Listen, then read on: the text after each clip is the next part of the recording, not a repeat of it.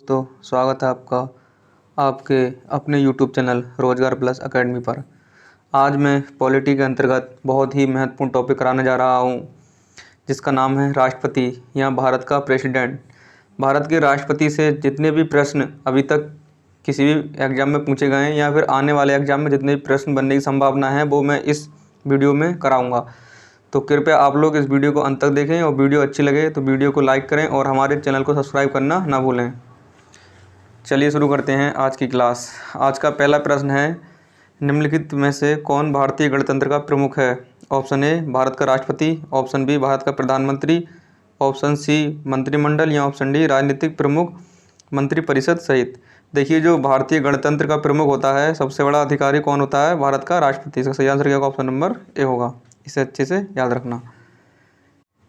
भारत का कार्यपालिका का अध्यक्ष कौन होता है? देखिए, ऑप्शन ए राष्ट्रपति, ऑप्शन बी प्रधानमंत्री, ऑप्शन सी विरोधी दल के नेता, ऑप्शन डी होगा भारत सरकार के मुख्य सचिव। तो देखिए, जो भारत का कार्यपालिका का अध्यक्ष होता है वो कौन होता है? भारत का राष्ट्रपति होता है। इसका सही आंसर क्या होगा? ऑप्शन नंबर ए होगा।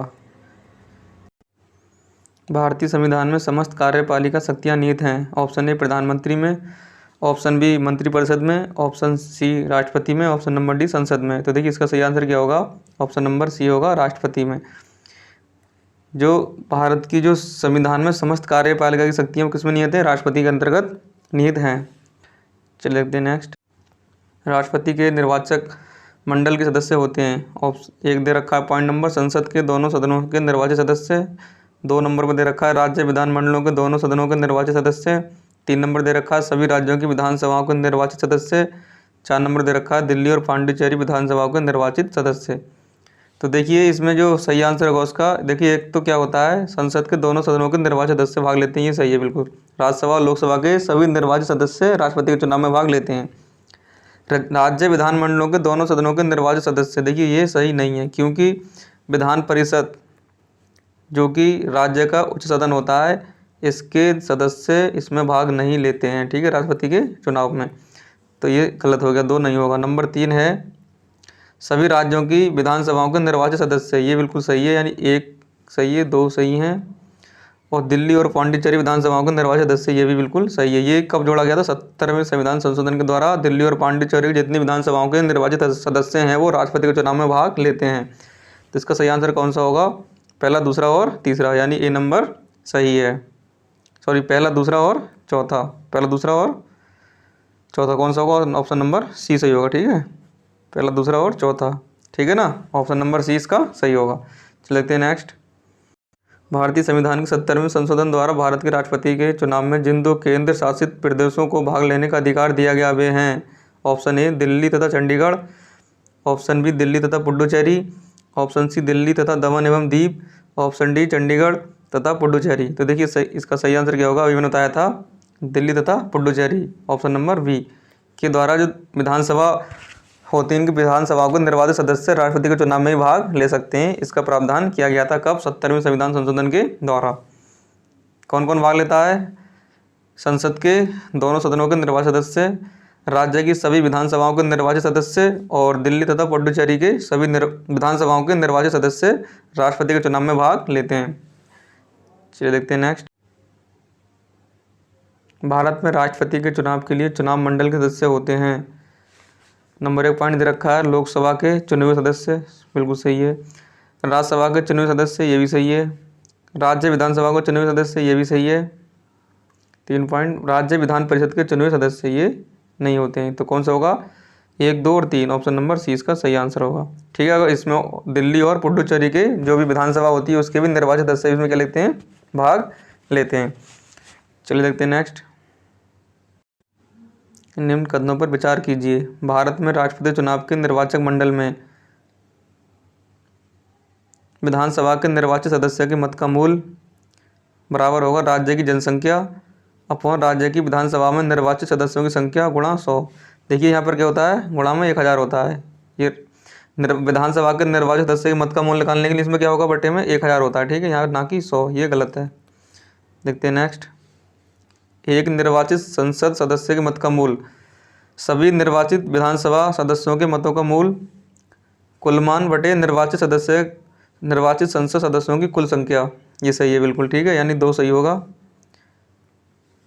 आखिरी चुनाव में 5000 मतदाता थे, ये गलत है। देखिए आखिरी चुनाव में कितने मतदाता थे, 4896, ठीक है ना, राष्ट्रपति के चुनाव में। तो कौन सा सही होगा, केवल दूसरा। तो ऑप्शन नंबर बी होगा इसका सही आंसर, ठीक है ना, केवल 2। चल देखते हैं नेक्स्ट।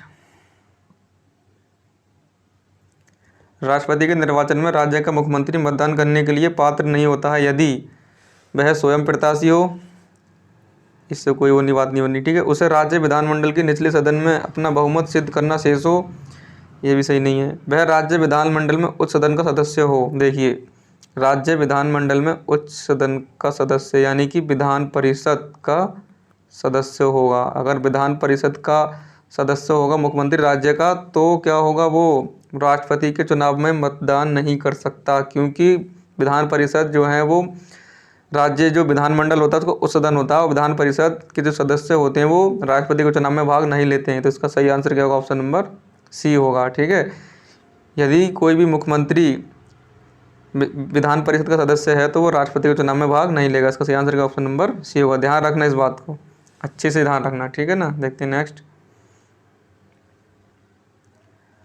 भारतीय राष्ट्रपति के विषय में निम्नलिखित कथनों पर विचार कीजिए। एक नंबर 1 दे रखा है, उसे भारत का जन्म नागरिक होना चाहिए। नंबर 2 दे रखा है, उसे 35 वर्ष की उम्र पूरी कर लेनी चाहिए। नंबर 3 दे रखा है, उसे संसद का सदस्य निर्वाचित होने की योग्यता रखनी चाहिए। तो इनमें से बताना है कौन सा सही है। देखिए उसे भारत का जन्मा नागरिक होना चाहिए। देखिए भारत का जन्मा नागरिक नहीं है, ये यहाँ पर ये सेंटेंस थोड़ा सा गड़बड़ हो गया। क्या उसे भारत की नागरिकता होनी चाहिए, ठीक है ना, ये सही नहीं है। भाई भारत का नागरिक होना चाहिए, ये भारत में जन्मा हो या नहीं जन्मा हो, लेकिन भारत की क्या हो, नागरिकता हो, ठीक है। उसे 35 वर्ष की उम्र पूरी कर लेनी चाहिए, ये सही है, ठीक है ना। राष्ट्रपति बनने के लिए न्यूनतम आयु कितनी होनी चाहिए, 35 वर्ष। उसे संसद का सदस्य निर्वाचित होने की योग्यता रखनी चाहिए। देखिए यहाँ पर भी गड़बड़ी कर दी थोड़ी सी, यहाँ पर क्या आएगा, संसद का नहीं, उसे लोकसभा सदस्य के निर्वाचित होने की योग्यता रखनी चाहिए, ठीक है ना, ये ध्यान रखना है यहाँ पर। तो इसका कौन सा सही होगा, केवल 2 सही होगा, ठीक है ना, बाकी सब इसमें गलत है। तो इसका सही आंसर क्या होगा, ऑप्शन नंबर बी होगा, 2 सही है, ठीक है ना। देखिए यहाँ पर संसद का सदस्य नहीं, लोकसभा का सदस्य निर्वाचित होने की योग्यता रखनी चाहिए। यहाँ पर क्या हो, भारत का जन्मा नहीं, भारत की नागरिकता होनी चाहिए, ठीक है ना, केवल 2 सही है। चलो देखते हैं नेक्स्ट।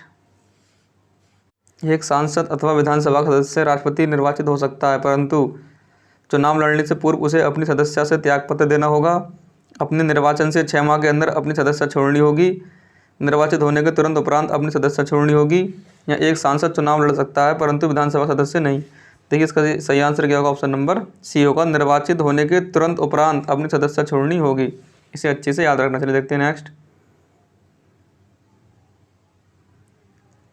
भारतीय राष्ट्रपति का कौन सा अनुच्छेद राष्ट्रपति के पद के लिए पुनः निर्वाचन की योग्यता निर्धारित करता है। ऑप्शन दे रखे हैं, अनुच्छेद 52, अनुच्छेद 54, अनुच्छेद 55 या अनुच्छेद 57।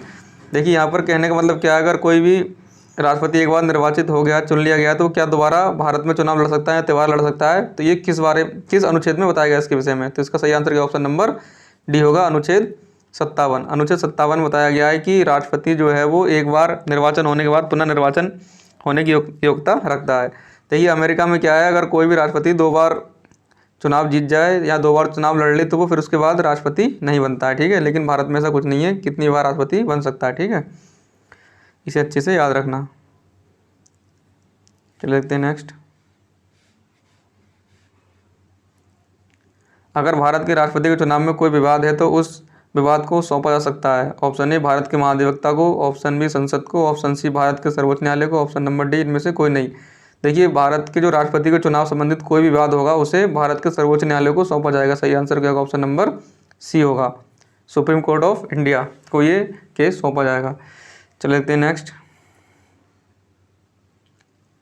राष्ट्रपति 5 वर्ष तक अपने पद पर रहता है अपने निर्वाचन की तारीख से, संसद द्वारा निर्धारित तिथि से, या अपने पद ग्रहण के दिन से, या निर्वाचित आयोग द्वारा घोषित तिथि से। देखिए जो राष्ट्रपति का जो समय होता है वो कब से स्टार्ट होता है, 5 वर्ष के लिए अपने पद ग्रहण के दिन से, यानी शपथ के दिन से। शपथ, राष्ट्रपति के शपथ का जो प्रावधान है वो कितने में दे रखा है, अनुच्छेद नंबर 60 में दे रखा है, ठीक है।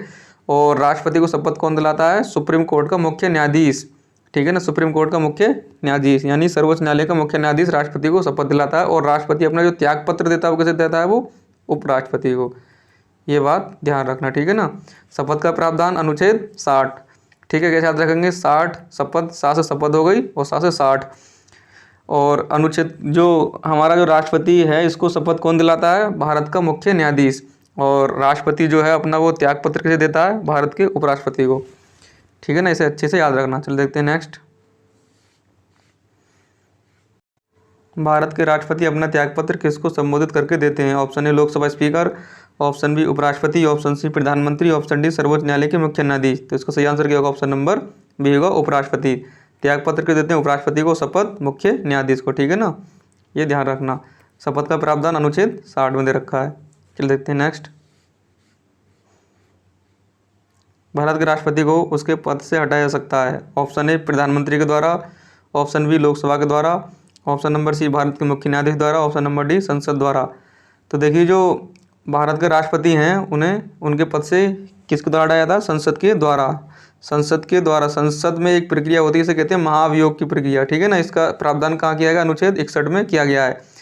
जो महाभियोग की प्रक्रिया है वो संसद के किसी भी सदन से लाई जा सकती है, ठीक है ना।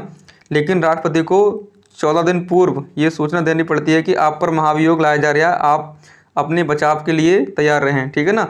तो संसद किसी सदन से, या तो राज्यसभा से या लोकसभा से महाभियोग प्रक्रिया स्टार्ट की जा सकती है, ठीक है ना। ये अच्छे से याद रखना। और महाभियोग की प्रक्रिया का जो प्रावधान है वो अनुच्छेद कितने में दे रखा है, 61 में दे रखा है। तो इसमें सही आंसर क्या, ऑप्शन नंबर डी होगा, संसद के द्वारा। तो देखते हैं नेक्स्ट। भारतीय संविधान किस अनुच्छेद के तहत राष्ट्रपति पर महाभियोग चलाया जा सकता है। ऑप्शन ए अनुच्छेद 356 के द्वारा, ऑप्शन बी अनुच्छेद 75 के द्वारा, ऑप्शन नंबर सी होगा अनुच्छेद 76 के द्वारा, ऑप्शन नंबर डी अनुच्छेद 61 के द्वारा। तभी बताया था मैंने अनुच्छेद 61। इसका सही आंसर होगा ऑप्शन नंबर डी होगा, अनुच्छेद 61 के द्वारा राष्ट्रपति पर महाभियोग चलाया जा सकता है। महाभियोग क्या है, महाभियोग जो है वो राष्ट्रपति को उसके पद से हटाने की एक प्रक्रिया है, ठीक है ना, उसके कार्यकाल से पहले। ये जो प्रक्रिया है वो संसद के किसी सदन से चला सकती है। इससे पूर्व राष्ट्रपति को 14 दिन, कितने दिन पहले, 14 दिन पहले राष्ट्रपति को सूचना देनी पड़ती है। चलिए देखते हैं नेक्स्ट। भारत के राष्ट्रपति को कार्य अवधि की समाप्ति से पूर्व भी पद से हटाया जा सकता है। सत्ताधारी राजनीतिक दल द्वारा, प्रधानमंत्री द्वारा, महाभियोग द्वारा या न्यायालय में ट्रायल द्वारा। तो इसका सही आंसर क्या होगा, ऑप्शन नंबर सी होगा, महाभियोग द्वारा, अनुच्छेद 61। इसे अच्छे से याद रखना। चलिए देखते हैं नेक्स्ट।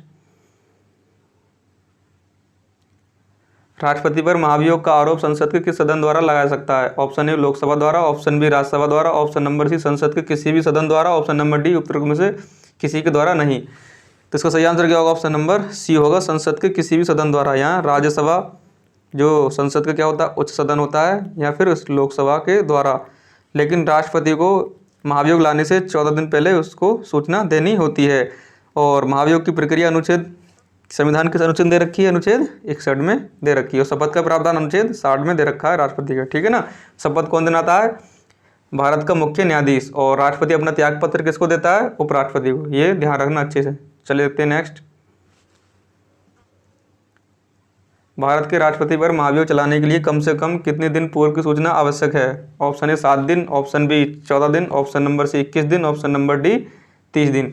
तो देखिए इसका सही आंसर क्या होगा, ऑप्शन नंबर बी होगा, 14 दिन पहले ही राष्ट्रपति को कम से कम सूचना देना पड़ता है, ठीक है। इसे अच्छे से याद रखना। चल देखते हैं नेक्स्ट। निम्नलिखित में से कौन सा भारत के राष्ट्रपति के निर्वाचक गण का तो भाग है परंतु उसके महाभियोग अधिकरण का भाग नहीं है।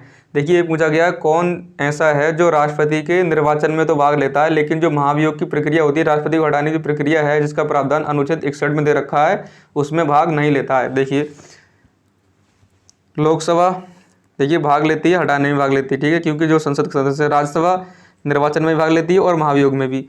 राज्य की विधान परिषदें देखिए ये जो है वो निर्वाचक गण में भाग नहीं लेती, यानी मतदान में भाग नहीं लेती राष्ट्रपति के। राज्य की विधानसभा, जो राज्य की विधानसभाएं होती हैं वो राष्ट्रपति को बनाने में, यानी कि मतदान करने में, यानी राष्ट्रपति को निर्वाचक चुनने के लिए तो ये भाग लेती हैं, लेकिन राष्ट्रपति को हटाने की जो महाभियोग की प्रक्रिया है उसमें भाग नहीं लेती हैं राज्य की विधानसभाएं। इसे अच्छे से याद रखना। सही आंसर क्या होगा, उसका ऑप्शन नंबर डी होगा। चलिए देखते हैं नेक्स्ट। भारत के राष्ट्रपति के महाभियोग की प्रक्रिया है अर्धन्यायिक प्रक्रिया, कार्यपालिका प्रक्रिया या न्यायिक प्रक्रिया या विधायी प्रक्रिया। जो राष्ट्रपति को हटाने की प्रक्रिया कैसी है, वो अर्ध न्यायिक प्रक्रिया, इसे अच्छे से याद रखना। ऑप्शन नंबर क्या होगा, ऑप्शन नंबर ए होगा इसका, अर्ध न्यायिक प्रक्रिया। चल देखते हैं नेक्स्ट। राष्ट्रपति का रिक्त स्थान भर लिया जाना चाहिए। ऑप्शन ए 90 दिनों में, ऑप्शन बी होगा 6 माह में, ऑप्शन नंबर सी 9 माह में, ऑप्शन नंबर डी होगा 1 वर्ष में। तो इसका सही आंसर क्या होगा, ऑप्शन नंबर बी होगा 6 माह में। 6 माह के अंदर अंदर जो राष्ट्रपति का पद रिक्त हो जाता है उसको भर लिया जाना चाहिए, ये प्रावधान किया गया है। चलिए देखते हैं नेक्स्ट।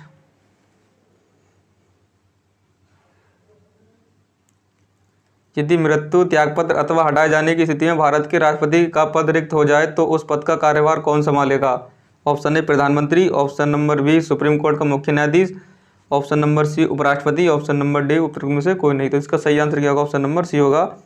इस स्थिति में राष्ट्रपति का पद कौन संभालेगा, उपराष्ट्रपति। यदि किसी भी वजह से उपराष्ट्रपति उपलब्ध ना हो तो कौन संभालेगा राष्ट्रपति का पद, जो भारत का मुख्य न्यायाधीश होता है। ऐसा एक बार भारत में हो चुका है। और राष्ट्रपति का पद किस मुख्य न्यायाधीश ने संभाला था, तो जो जस्टिस एम हिदायतुल्ला थे, इन्होंने मुख्य राष्ट्रपति का मुख्य न्यायाधीश के होते हुए राष्ट्रपति का पद संभाला था। इसे अच्छे से याद रखना। चलिए देखते हैं नेक्स्ट। यदि भारत के राष्ट्रपति का पद रिक्त हो जाए और कोई उपराष्ट्रपति भी न हो तब निम्न में से कौन कार्यवाहक राष्ट्रपति होगा। ऑप्शन ए राज्यसभा का उपसभापति, ऑप्शन बी भारत का महान्यायवादी, ऑप्शन नंबर सी लोकसभा का अध्यक्ष, ऑप्शन नंबर डी सर्वोच्च न्यायालय का मुख्य न्यायाधीश। का सही आंसर क्या होगा, ऑप्शन नंबर डी होगा, सर्वोच्च न्यायालय का मुख्य न्यायाधीश। देखिए अगर भारत का राष्ट्रपति पद रिक्त हो जाए तो राष्ट्रपति उपलब्ध हो, उपराष्ट्रपति होगा तो उपराष्ट्रपति संभालेगा, और उपराष्ट्रपति भी ना हो तब राष्ट्रपति का पद कौन संभालेगा, सर्वोच्च न्यायालय का मुख्य न्यायाधीश। अभी बताया था मैंने, ऐसा एक जस्टिस कर भी चुके हैं, कौन, जस्टिस एम हिदायतुल्ला, ठीक है ना, मुख्य न्यायाधीश है जो, इन्होंने राष्ट्रपति का पद संभाला था। चलिए देखते हैं नेक्स्ट। भारतीय संविधान के निम्नलिखित में से किस एक संशोधन द्वारा राष्ट्रपति को कोई भी मामला मंत्रिपरिषद द्वारा पुनर्विचार किए जाने के लिए वापस भेजने का अधिकार दिया गया। ऑप्शन ए 39 में, ऑप्शन नंबर बी 40 में, ऑप्शन नंबर सी 42 में, ऑप्शन नंबर डी 44 में।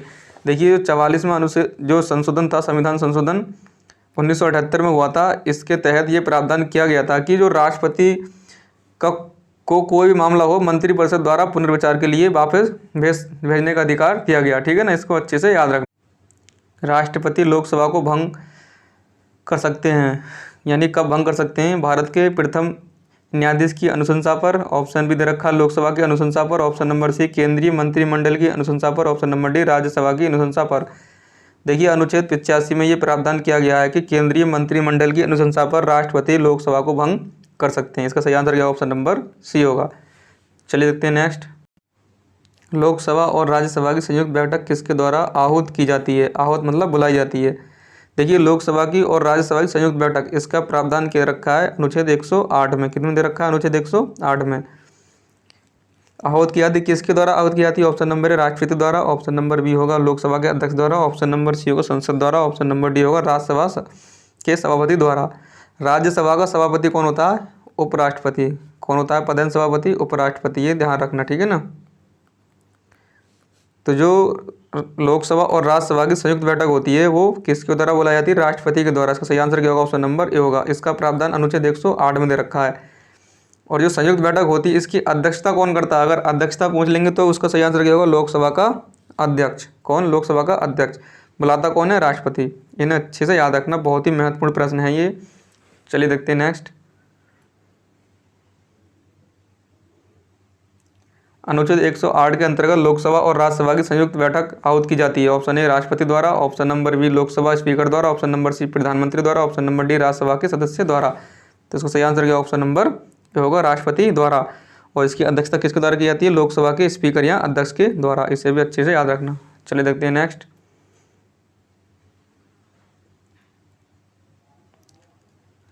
एक विधेयक जो संसद में प्रस्तुत किया जाता है कौन सी प्रक्रिया के बाद अधिनियम बन जाता है।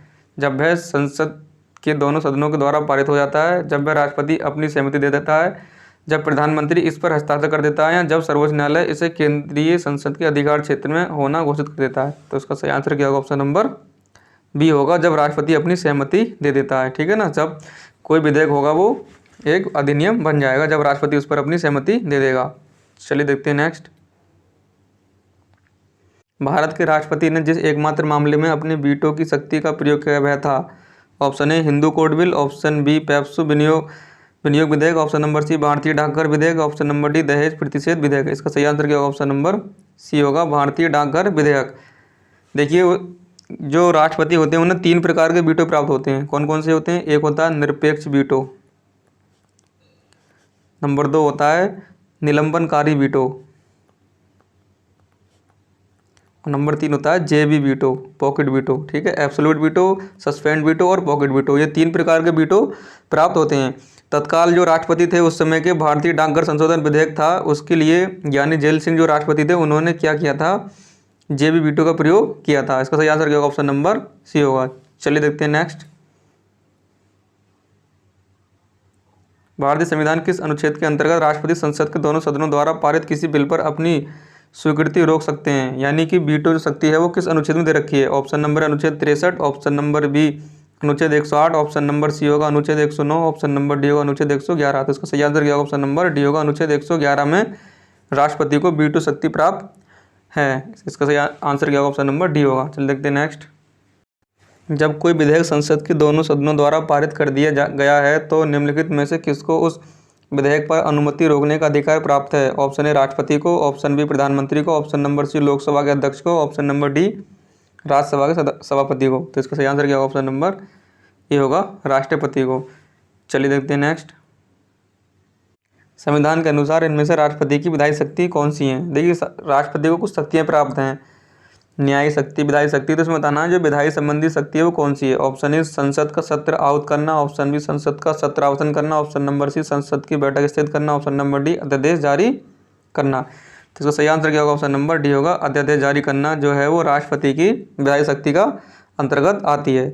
इसका जो प्रावधान है वो किसमें किया गया? अनुच्छेद 123 के अंतर्गत किया गया है, ध्यान रखना। 123 के तहत देखिए जब संसद में लोकसभा राज्यसभा चलन में ना हो, यानी कि सत्र उनका ना चल रहा हो, तो उस समय राष्ट्रपति क्या है? अध्यादेश जारी कर सकता है। ठीक है, अनुच्छेद 123 के तहत। तो इसका सही आंसर क्या होगा? ऑप्शन नंबर डी होगा। चलिए देखते हैं नेक्स्ट। संविधान के किस अनुच्छेद के अंतर्गत भारत के राष्ट्रपति को अध्यादेश जारी करने की शक्ति है? ऑप्शन नंबर ए अनुच्छेद 360, ऑप्शन नंबर बी होगा अनुच्छेद 123, ऑप्शन नंबर सी होगा अनुच्छेद 200, ऑप्शन नंबर डी होगा अनुच्छेद 356। तो इसका सही आंसर क्या होगा? ऑप्शन नंबर बी होगा, अनुच्छेद 123 के तहत राष्ट्रपति अध्यादेश जारी कर सकता है। इसका प्रावधान अनुच्छेद 123 में किया गया है। चलिए देखते हैं नेक्स्ट। राष्ट्रपति द्वारा जारी अध्यादेश संसद के सत्र शुरू होने के बाद कितने समय तक रखा जाना आवश्यक है? ऑप्शन ए 1 माह, ऑप्शन नंबर बी 6 सप्ताह, ऑप्शन नंबर सी होगा 8 सप्ताह, ऑप्शन नंबर डी होगा 6 माह। तो इसका सही आंसर क्या होगा? ऑप्शन नंबर बी होगा, 6 सप्ताह तक जो है वो राष्ट्रपति ने जो भी अध्यादेश बनाया है, कोई कानून बनाया है, उसको 6 सप्ताह तक सत्र शुरू होने के बाद रख सकते हैं। यदि संसद को लगे कि ये कानून आगे चले तो चला सकती है संसद, उस पर जो प्रक्रिया होती है कानून बनाने की दोबारा वो कर सकती है, और नहीं तो उसको समाप्त भी कर सकते हैं। इसे अच्छे से याद रखें। लेकिन फिर भी संसद के सत्र शुरू होने के 6 सप्ताह तक तो वो अध्यादेश चलाना पड़ेगा। ठीक है ना, ये प्रावधान संविधान में किया गया है। उसके बाद उसको कानून बनाया सकता नहीं बना सकता, वो संसद के ऊपर निर्भर करेगा। ठीक है, चलिए देखते हैं नेक्स्ट।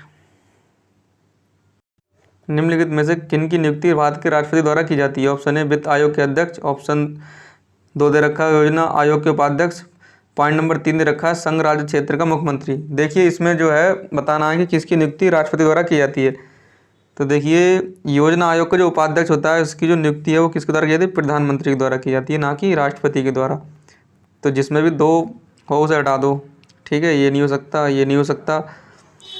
देखिए वित्त आयोग के अध्यक्ष की जो नियुक्ति राष्ट्रपति करता है एक होगा, और संघ के राज्य क्षेत्र जो मुख्यमंत्री होते हैं इनकी भी नियुक्ति कौन करता है? राष्ट्रपति करता है। ये भी तो इसका सही आंसर क्या? ऑप्शन नंबर सी होगा, केवल 1 और 3। इसे अच्छे से याद रखना। चलिए देखते हैं नेक्स्ट। निम्नलिखित में से राष्ट्रपति किसकी नियुक्ति करता है? ऑप्शन ए भारत का महान्यायवादी। इसका प्रावधान कितने दे रखा है? अनुच्छेद 76 में। भारत का नियंत्रक एवं महालेखा परीक्षक, इसका जो प्रावधान वो किसमें दे रखा है? अनुच्छेद 148। भारत का राज्यपाल, इसका प्रावधान किसमें दे रखा है? 155 के तहत राष्ट्रपति इन सब की नियुक्ति करता है। अनुच्छेद 76 के तहत महान्यायवादी, नियंत्रक एवं महालेखा परीक्षक 148, भारत का राज्यपाल 155, यानी उपरोक्त सभी की नियुक्ति भारत का राष्ट्रपति करता है। इसका सही आंसर का ऑप्शन नंबर डी होगा। चलिए देखते हैं नेक्स्ट।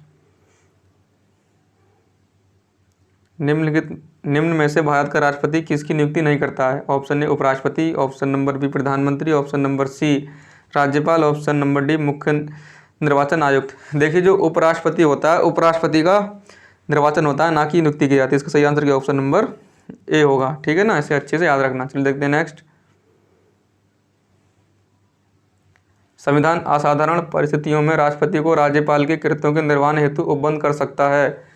ऑप्शन नंबर ए होगा अनुच्छेद 160 में, ऑप्शन नंबर बी होगा अनुच्छेद 162 में, ऑप्शन नंबर सी होगा अनुच्छेद 165 में, ऑप्शन नंबर डी होगा अनुच्छेद 310 में। देखिए संविधान जो है वो असाधारण परिस्थितियों में राष्ट्रपति को राज्यपाल के कृत्यों के निर्वहन हेतु उपबंध कर सकता है। इसका प्रावधान किसमें दे रखा है? अनुच्छेद 160 में दे रखा है। विशेष परिस्थितियों में जो राज्यपाल के कार्य होते हैं वो राष्ट्रपति कर सकता है। ठीक है ना, अनुच्छेद 160 में इसका प्रावधान किया गया है। इसे अच्छे से याद रखना। चलिए देखते हैं नेक्स्ट। भारतीय संविधान भारत के राष्ट्रपति को अधिकार नहीं देता है। प्रधानमंत्री की नियुक्ति का, ऑप्शन बी राज्य के मुख्यमंत्री की नियुक्ति का, ऑप्शन नंबर सी रक्षा बलों का सर्वोच्च कमांडर होने का, ऑप्शन नंबर डी देश के किसी भाग में आपातकालीन स्थिति लागू करने का। देखिए राज्य के मुख्यमंत्रियों की नियुक्ति करने का प्रावधान भारत के राष्ट्रपति को प्राप्त नहीं है। इसका सही आंसर ऑप्शन नंबर बी होगा। जो राज्यों के मुख्यमंत्री की नियुक्ति होती है वो कौन करता है? राज्यपाल करता है। इसे ध्यान रखना। ठीक है ना, अच्छे से याद रखना इसे। भारतीय संविधान कौन सा अनुच्छेद राष्ट्रपति को उच्चतम न्यायालय से परामर्श करने की शक्ति प्रदान करता है? ऑप्शन नंबर ए होगा अनुच्छेद 129, ऑप्शन बी अनुच्छेद 132, ऑप्शन नंबर सी अनुच्छेद 143, ऑप्शन नंबर डी अनुच्छेद 32। तो इसका सही आंसर क्या होगा? ऑप्शन नंबर सी होगा अनुच्छेद 143। अनुच्छेद 143 के तहत राष्ट्रपति सर्वोच्च न्यायालय से परामर्श ले सकता है, लेकिन राष्ट्रपति सर्वोच्च न्यायालय का परामर्श मानने के लिए बाध्य नहीं होगा। ठीक है ना, इसका सही आंसर क्या ऑप्शन नंबर सी होगा 143। ठीक है, यहाँ पर हम एक अनुच्छेद और याद रखेंगे, इसका नाम है अनुच्छेद 72। अनुच्छेद 72 में क्या दे रखा है? राष्ट्रपति की जो क्षमादान की शक्ति है उसका प्रावधान किया गया है। राष्ट्रपति किसी की जो फांसी सजा है उसको भी रुकवा सकता है। ठीक है ना, इसे अच्छे से याद रखना। इसका प्रावधान किस दे रखा है? अनुच्छेद 72 में दे रखा है। ठीक है ना, चलिए देखते हैं नेक्स्ट।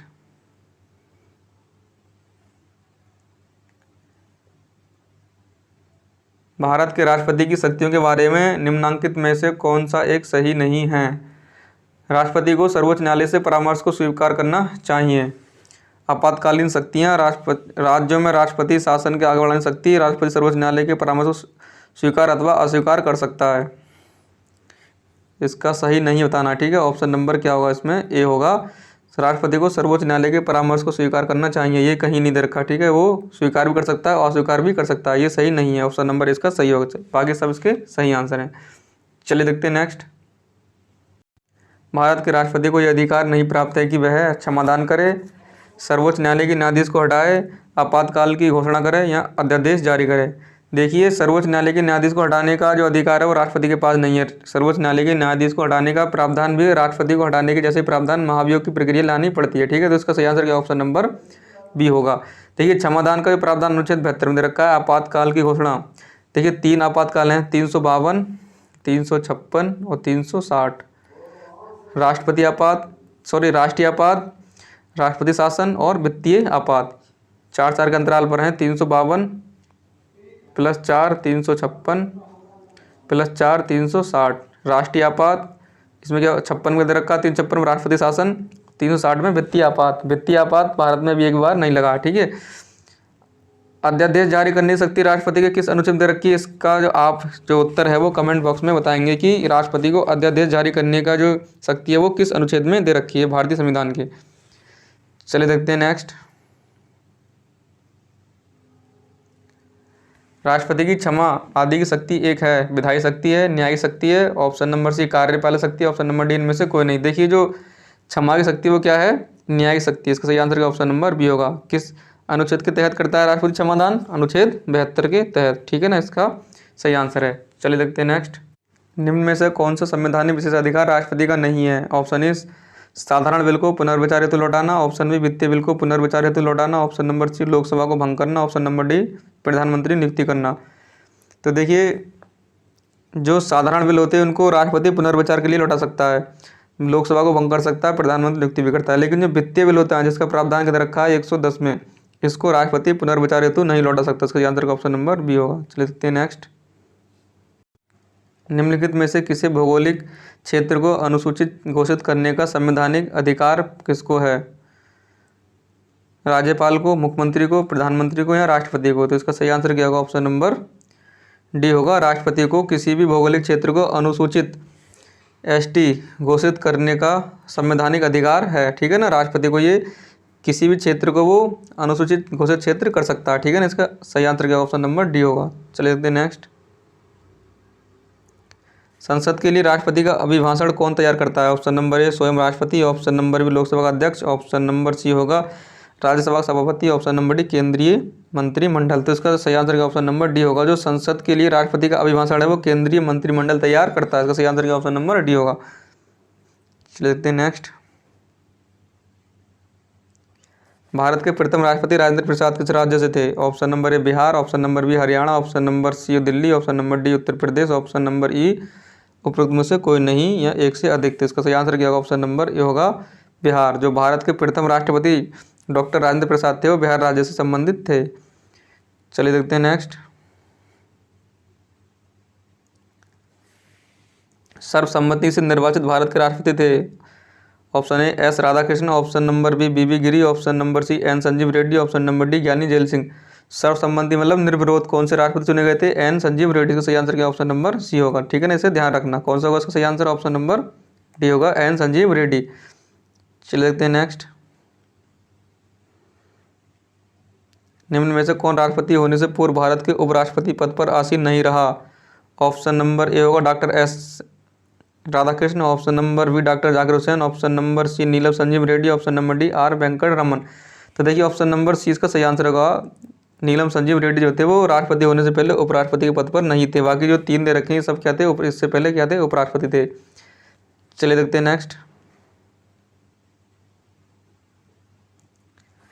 निम्नलिखित भारत के राष्ट्रपतियों में कौन दार्शनिक राजा अथवा दार्शनिक शासक के रूप में जाना जाता है? Option number A doctor Radhakrishna, option number B doctor Rajendra Prasad, option number C doctor Zakir Hussain, option number D doctor Abdul Kalam. तो इसका सही आंसर क्या होगा? ऑप्शन नंबर ए होगा डॉक्टर राधाकृष्ण, ठीक है ना। ये दार्शनिक राजा अथवा दार्शनिक शासक के रूप में जाने जाते हैं। चलिए देखते हैं नेक्स्ट। भारत के निम्न मुख्य न्यायाधीशों में से किस एक ने राष्ट्रपति के रूप में कार्य किया था? Justice NC. Mahajan, justice M. Hidayatullah, option number C होगा justice PN. Bhagwati, option number D होगा जस्टिस बी.के. मुखर्जी। इसका सही आंसर क्या होगा? ऑप्शन नंबर बी होगा जस्टिस एम. हिदायतुल्ला ने राष्ट्रपति के पद पर कार्य किया था। चलिए देखते हैं नेक्स्ट। यहाँ पर हमारी वीडियो क्या होती है? समाप्त होती है। अगर आपको वीडियो अच्छी लगी हो तो वीडियो को लाइक करें और हमारे चैनल को सब्सक्राइब करना ना भूलें। धन्यवाद।